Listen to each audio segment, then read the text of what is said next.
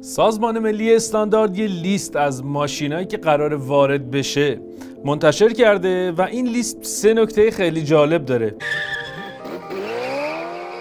نکته اول، توی لیست خودروهای اروپایی بنز، بی ام و، سئات که داره تعطیل میشه. کارخونه سئات اعلام کرده که تا سال آینده تعطیل میکنه کارخونه رو. این برند قرار منحل بشه.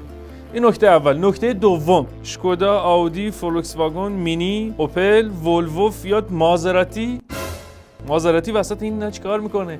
بعد چرا هیچ خودروی لوکس دیگه ای اینجا نیستش؟ نکته جالبی بود. نکته سوم که در مورد خودروهای کره‌ایه که کیا، هیوندای، حالا سانگیانگ یا هر خودروی کره‌ای دیگه ای که اخبارش اومد که گفتن واردات خودرو کره‌ای ممنوعه و رفتن از وزیر پرسیدن که واردات خودرو کره‌ای ممنوعه. ایشون جواب دادن که نه، ممنوع نیست، غیر مجازه. ما هم